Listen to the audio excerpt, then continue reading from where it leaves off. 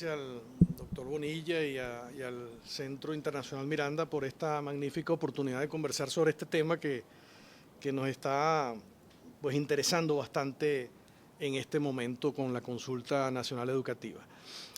Si vamos a la primera lámina que había preparado, esto es una visión del mundo de 1933, 1934, un cuadro de Diego Rivera, que fue pintado originalmente en el Centro Rockefeller de Nueva York. Pero cuando el señor Rockefeller vio ese cuadro, que el día antes, en la víspera de la inauguración del cuadro, de la develación del cuadro, lo mandó a destruir, no le gustó. Y entonces Diego Rivera luego pues lo pintó como un fresco y está expuesto actualmente en el Palacio de Bellas Artes de México. Y es una visión del mundo, se llamó el hombre en la encrucijada en el Rockefeller Center y luego él lo llamó el hombre controlador del universo en el Palacio de Bellas Artes. Y uno ve del lado derecho del cuadro las fuerzas del cambio. Y uno ve ahí las fotos de Marx y la foto de Trotsky, la foto de Lenin. Falta Stalin, ya para ese momento, acuérdense que la Revolución Rusa fue en 1917, la Revolución Mexicana había sido antes, en 1910, y ya para 1933 se están instalando los totalitarismos en Europa. Ya Stalin estaba instalado en la Unión Soviética y justamente en el año 33 asume el poder Hitler en Alemania y fue exactamente el momento en que empezaban los totalitarismos en Europa. Del lado izquierdo están las fuerzas conservadoras, están los ejércitos con sus bombas de gases, con sus bayonetas, con sus fusiles, y están por supuesto las otras fuerzas conservadoras, que son, bueno, la empresa, etc. Y en el centro está el hombre controlador del universo, manejando los relojitos. De alguna manera la naturaleza está por debajo del hombre, el hombre está por encima de la naturaleza. Esa era la visión del mundo en la cúspide de la Revolución Industrial, 1933, 1934, hasta la segunda mitad del siglo XX. Cuando vamos a la próxima lámina, vemos una visión del mundo un poquito más actual y un poquito más en perspectiva. Antes de la Revolución Industrial, cuyo pico era más o menos hacia mitad del siglo XX, hacia principios y mitad del siglo XX, antes habíamos tenido un largo periodo de agrario, donde la generación de bienestar y la generación de valor ocurría fundamentalmente con la explotación de la tierra. Luego vino la Revolución Industrial, donde la generación de valor y la generación de bienestar ocurrió mediante la explotación de recursos naturales. Y actualmente estamos viviendo una transición bastante avanzada ya de una tercera etapa en la evolución de la humanidad, en donde realmente es el conocimiento el factor fundamental de la generación de bienestar y valor. Nosotros estuvimos limitados durante 10.000 años de nuestra historia por la tierra y los imperios se generaban por el dominio de la tierra. Luego estuvimos limitados por los recursos naturales y los imperios se generaron por el control de los recursos naturales. En este momento no conocemos los límites del desarrollo humano, porque los límites del desarrollo humano en este momento descansan en la imaginación y en el talento. Y todavía no sabemos cuál es el límite de la imaginación y el talento. Esa es la gran transformación que está ocurriendo en el mundo en el momento actual. Y algunas de las diferencias están expresadas aquí. En la época industrial, como decía, son los recursos naturales los elementos fundamentales para la generación de valor, la explotación de los recursos naturales. Ahora nosotros estamos explotando es la información. Y la información se va generando constantemente. En la época industrial, los países se organizaban en bloques económicos para proteger precisamente esos recursos naturales y sacarle el mayor provecho posible de esos recursos naturales. En este momento están estableciendo un nuevo sistema de relaciones y una palabra que a lo mejor, bueno, para algunos les parece un poco antipática, pero que es un fenómeno, la globalización. El hecho de que las relaciones en este momento son globales, porque el conocimiento no es de un país. No existe la ciencia venezolana como no existió la ciencia alemana, como no existió la ciencia soviética. La ciencia es una aventura que es común a toda la humanidad y por lo tanto entonces, dado que el conocimiento es el insumo fundamental y que todavía el conocimiento es un bien que es compartido porque tiene relaciones a lo largo de toda, y vamos a ver un poquito más adelante inclusive cómo eso tiene antecedentes desde hace mucho tiempo. Entonces este tema de la globalización es mucho más allá de las relaciones económicas y van también hacia las relaciones culturales y por supuesto relaciones políticas, etcétera. También políticas de protección de la industria nacional, de sustitución de importaciones fueron muy prevalentes en la época industrial y ahora se está más bien yendo hacia el establecimiento de estándares, hacia la búsqueda de eficiencia y sobre todo hacia una conciencia ambiental, el valor del ambiente para el bienestar humano. En resumen, de la explotación de recursos que, como decía, son limitados necesariamente, estamos yendo hacia la generación del conocimiento y no conocemos límite a esa generación del conocimiento. Dentro de este marco de referencia, bueno, aquí están estas 4 antecedentes que seguramente todos nosotros conocemos en este salón, que aparece en el libro del informe de Delors a la UNESCO en 1996, La educación encierra un tesoro, que son básicamente los grandes retos, digamos, de la educación en el momento actual, o por lo menos en la transición del siglo XX al siglo XXI, que es aprender a conocer, aprender a hacer, aprender a vivir juntos y aprender a ser. Y sobre todo en el aprender a hacer y el aprender a vivir juntos, yo quiero destacar varios aspectos. El aprender a hacer significa tener habilidades. Si uno no tiene habilidades, no puede hacer nada. Y en el momento actual esas habilidades se han desarrollado inclusive hacia competencias. Las competencias son habilidades, pero son también conocimientos y son también valores compartidos entre los diferentes miembros de una comunidad. El otro aspecto que es fundamental en este aprender a hacer es el tema de la desmaterialización del trabajo. Cada vez más el trabajo es inmaterial. Si antes el grueso del trabajo era un trabajo manual para obreros, para producir objetos, mucho del trabajo que se está haciendo ahora no es un trabajo manual, es un trabajo intelectual, es un trabajo en donde no se están produciendo objetos, sino que se están prestando servicios. Y el sector terciario de la economía, el sector de servicio de la economía, en todas partes del mundo ha crecido inusitadamente y es el mayor empleador en el momento actual. Y por lo tanto el trabajo en este momento se está desmaterializando. La gente necesita habilidades, necesita competencias, pero no para producir objetos, sino para prestar servicios. Y el otro aspecto, el trabajo en la economía informal. En todas partes del mundo la economía informal está teniendo un papel importante y nosotros tenemos que aprender a hacer también dentro de marcos en donde haya economías informales. Y con respecto a aprender a vivir juntos, hay 2 aspectos fundamentales que quisiera destacar. Uno, el descubrimiento del otro. Nosotros hasta hace algunos años no habíamos descubierto que había personas distintas a nosotros.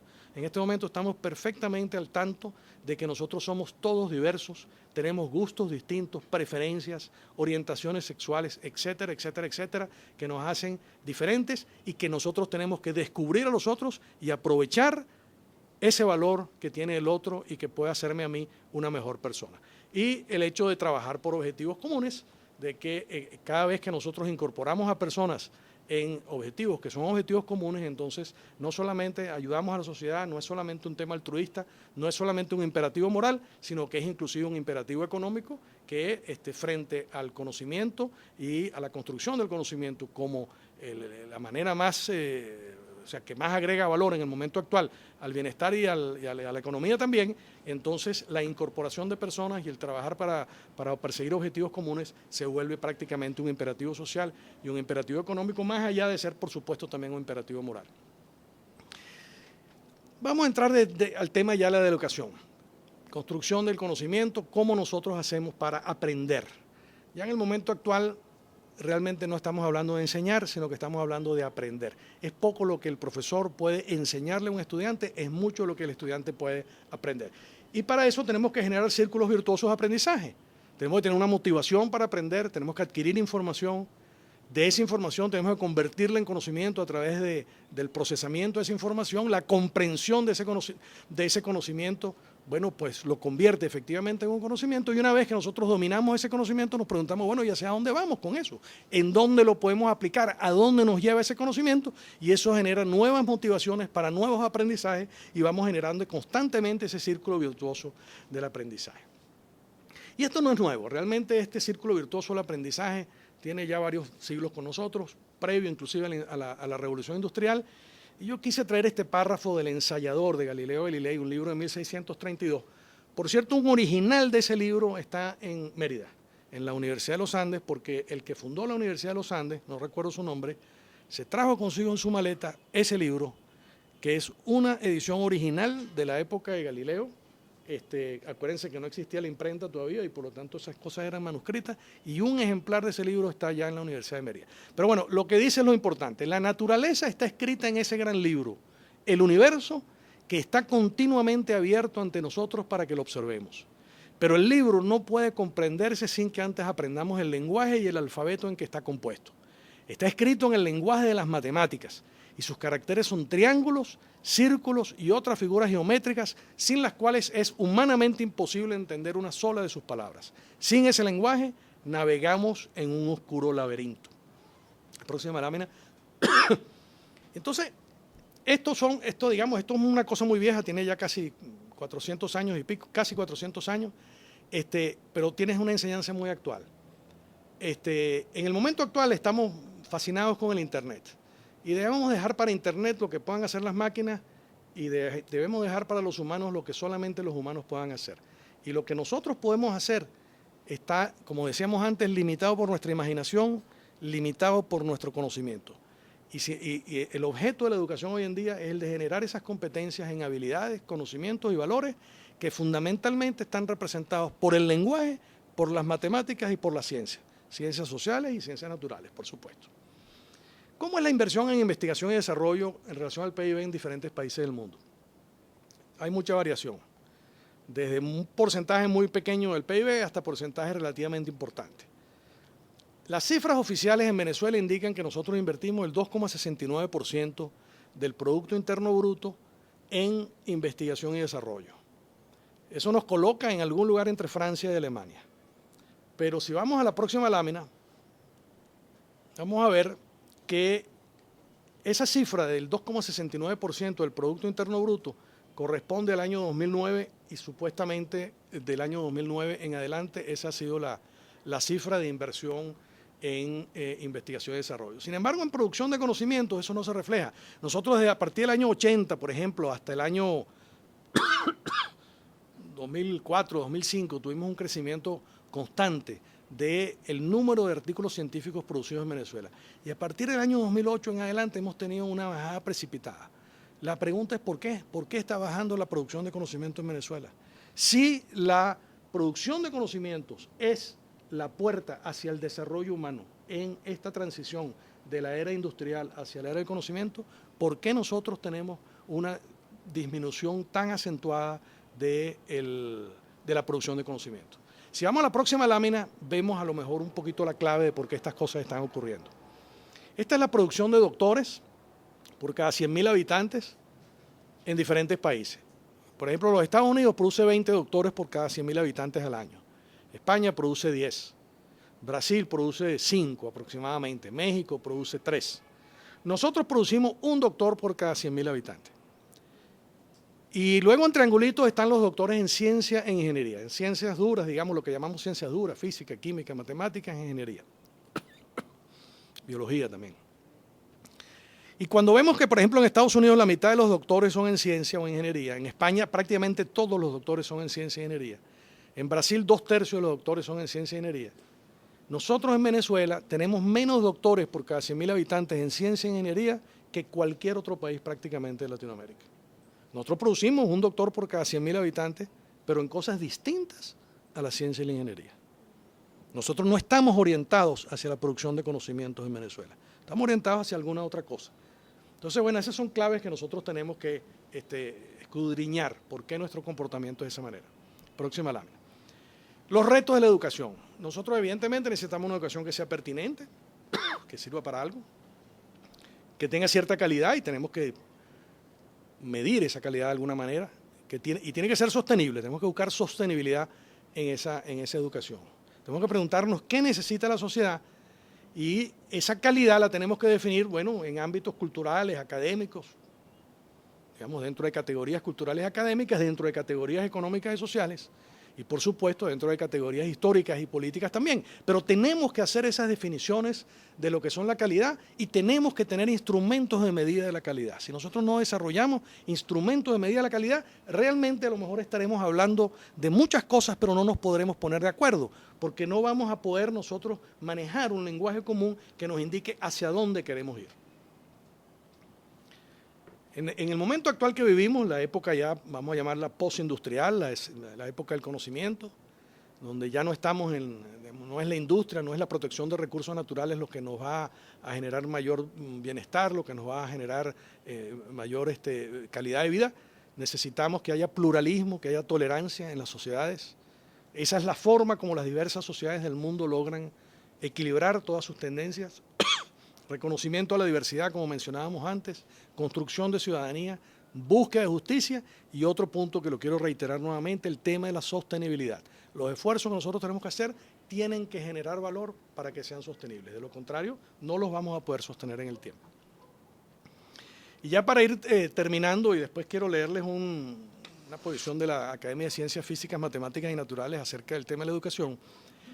Yo quiero terminar con una frase de Martin Buber. Martin Buber fue un filósofo que vivió en buena parte del siglo XX y su tema fue el tema, su libro más conocido es Tú y Yo, se llama, o Yo y Tú, mejor dicho.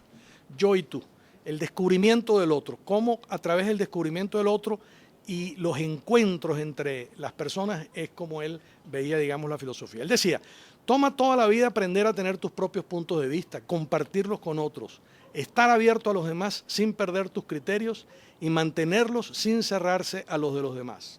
Y también decía, la verdadera confrontación no es entre Oriente y Occidente, acuérdense que él escribió esto por ahí por los años 60, en plena Guerra Fría. La verdadera confrontación no es entre Oriente y Occidente, ni entre capitalismo y comunismo, sino entre educación y propaganda. El ritmo de la propaganda es fervoroso, nervioso. Es el ritmo de la televisión y la radio. La educación va más lento, al ritmo de los profesores conversando con sus estudiantes, al ritmo de quien lee y aprende por sí mismo. No se la puede apurar ni acelerar si ha de seguir siendo educación. Creo que esto lo tenemos que tener muy pendiente cuando reflexionamos acerca de la educación, de que lo interesante de la educación no es la enseñanza, no es lo que nosotros podamos enseñar, es lo que los chamos o las personas, los individuos, porque se aprende toda la vida, no necesariamente muchachos, somos todos aprendices. Lo importante de la educación no es lo que se enseña, es lo que se aprende. Y ya para terminar, la última lámina, el reto de la educación realmente es construcción de ciudadanía, en mi criterio.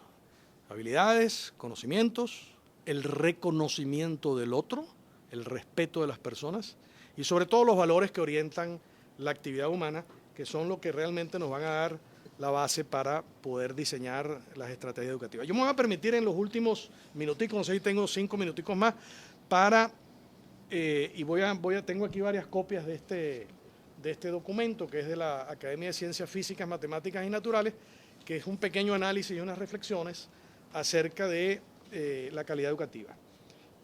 Dice, la Academia de Ciencias Físicas, Matemáticas y Naturales, en consonancia con el artículo 4 de su ley de creación, que establece entre sus atribuciones esforzarse porque las ciencias físicas, las matemáticas y las naturales alcancen en el país el mayor desarrollo de adelanto, estudiar los mejores métodos para la enseñanza de estas ciencias y de sus aplicaciones y recomendar al Ministerio de Instrucción Pública las obras que juzgue puedan adoptarse como texto para la enseñanza de las respectivas ciencias, considera oportuno dirigirse a los responsables de las políticas públicas en educación, a la opinión pública y muy especialmente a los padres y representantes de los estudiantes de educación primaria y media en relación al proceso de consulta por la calidad educativa en Venezuela que actualmente realiza el Ministerio de Educación.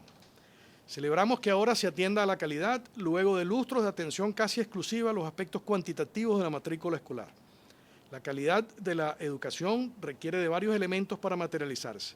Primero, buenos docentes. Segundo, eficiente gerencia educativa. Tercero, material pedagógico de calidad. Y cuarto, una apropiada dotación de infraestructura y servicios. En este sentido, un sincero interés por la calidad de la educación pasa por reconocer la crítica situación actual. La carrera docente es una de las menos demandadas y peor remuneradas en el país. Ella requiere de una firme vocación que haga posible la presencia de pedagogos bien preparados en sus asignaturas. Particularmente grave es la situación tocante a las materias científicas de la educación media. Apenas un 10% de los licenciados en educación tiene formación en el área de ciencias, insuficiencia que de manera imperdonable ha sido abordada por el Ministerio con el mandato de calificar los cursos no impartidos de ciencias naturales con el promedio de las demás notas. A esto se añade la inexistencia de concursos de ingreso o ascenso en la carrera docente desde el año 2004, que ha incrementado la inestable y manipulable figura del docente interino. La gerencia educativa es fundamental para el logro de los objetivos, apuntando a motivar, orientar y premiar la labor de los profesores.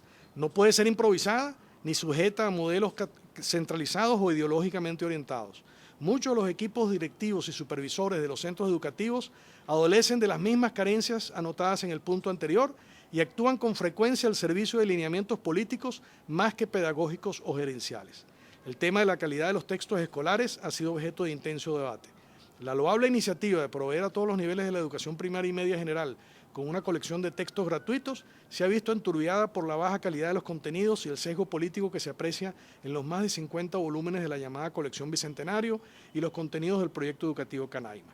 Es obvio el precario estado de la planta física de muchas de las 29.000 escuelas del país, así como la inseguridad que reina en su entorno y la pésima calidad de los servicios básicos como agua, luz, vialidad, transporte y comunicaciones.